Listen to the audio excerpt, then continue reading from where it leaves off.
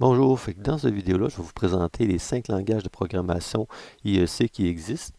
Je vais principalement m'attarder sur le ladder et le function block. Mais pour débuter, on va vous parler du premier langage euh, qui n'est pas disponible dans Studio 5000 et que j'ai jamais utilisé en programmation, mais qui existe quand même. C'est l'instruction list, le IL qu'on appelle. Donc ce langage-là, c'est un langage qui ressemble beaucoup à l'assembleur. C'est un langage qui est le plus performant, par contre plus difficile à programmer et plus difficile à dépanner. Deuxième langage qu'on va parler, le structure texte. Donc, le structure texte est un langage structuré qui va ressembler à ceux qui font de la programmation, du C++, du Visual Basic, VBA. C'est un langage qui est structuré avec du texte.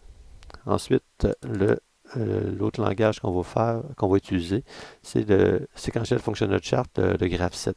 Donc, pour programmer une séquence. Donc, il y a le graph set qui est disponible. Les langages auxquels je vais m'attarder le plus ici, le ladder. Donc, le ladder, qui est le langage qui est encore aujourd'hui couramment utilisé dans la programmation. Au niveau des anciens automates, c'est souvent le seul langage qui était disponible pour programmer. Donc, ça, comme son nom le dit, c'est le diagramme en échelle. Donc, ça ressemble à ça ici. Donc, tout simplement, on peut insérer une rogne avec le menu ici. Ensuite, insérer les différentes instructions. Il y a plusieurs instructions de disponibles. Donc, on y va comme ça. Inquiétez-vous pas, je ne ferai pas le tour de toutes les instructions et je suis loin de toutes les connaître. Je vais tout simplement faire une petite base, là.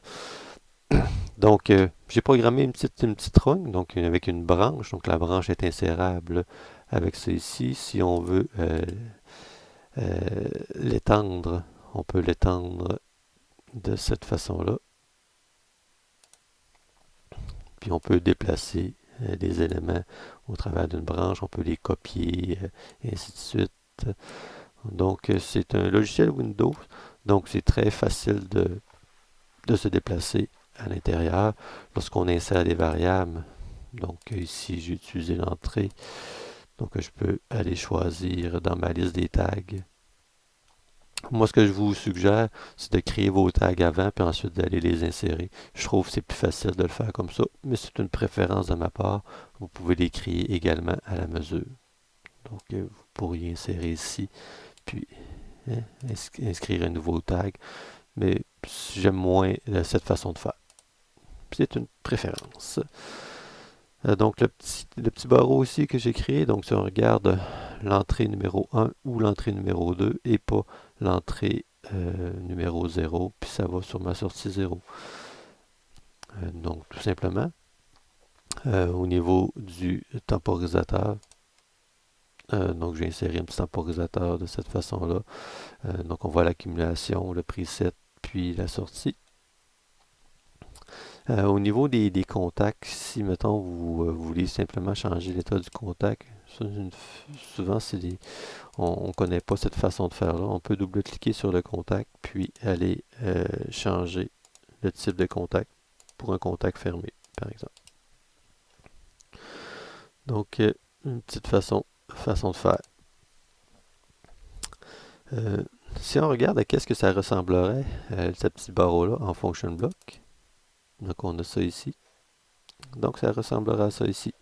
Donc contrairement au ladder, le function block n'est pas relié côté gauche et côté droite. Il peut être n'importe où dans le texte, dans la page.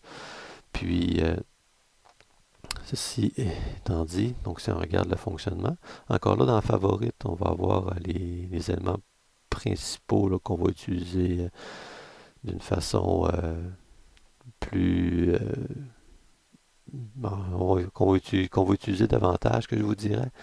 Donc au niveau du OR, donc un OU qui représenterait notre branche, on a ici donc l'entrée numéro 1 ou l'entrée numéro 2. Puis ici, ça s'en va sur une composante et.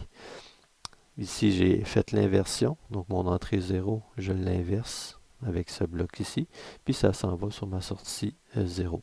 Donc personnellement, moi je trouve que c'est plus complexe de le faire pour ce montage ici, je trouve que c'est plus complexe de le faire en function block, mais le function block a quand même des avantages. puis même il y a certaines instructions où ce qu'on ne retrouve pas en, en, en ladder ou qu'on ne retrouve pas dans certains langages. Je vais vous montrer un exemple. Donc ici, j'ai inséré un temporisateur, encore la même façon. Je suis allé ici dans les menus, timer, compteur, j'ai inséré le temporisateur, mais vous voyez que c'est pas un T-on comme dans le ladder. Donc ce T-on ici est un petit peu différent. Si je voudrais aller voir l'aide sur cette instruction-là, on peut aller ici, instruction de help. Ça nous ouvre une page sur Internet, puis on peut voir ladder diagramme. L'instruction n'est pas disponible. Puis ça vous montre comment programmer euh, la function block en, en FBD, en structure texte. Donc ça vous montre la façon de faire. Donc au niveau de l'aide, c'est tout le temps intéressant de ne pas oublier qu'elle est accessible et très bien fait. Somme toute, c'est les deux langages que je voulais aborder ici. Comme je vous ai mentionné, il y a différentes instructions. Peut-être qu'on y reviendra dans une prochaine vidéo. Je vous ferai une liste des instructions pour moi qui vont être à découvrir, à explorer de votre côté pour être en mesure de mieux programmer. Ça faisait le tour de cette petite vidéo-là. J'espère qu'elle vous a apporté une certaine des nouveautés, une nouvelle façon de faire, une nouvelle connaissance, puis que vous allez les explorer. Souvent, le function block n'est peu connu en entreprise encore aujourd'hui, mais il y a des avantages indéniables, particulièrement dans les boucles de contrôle. Fait que, bonne journée.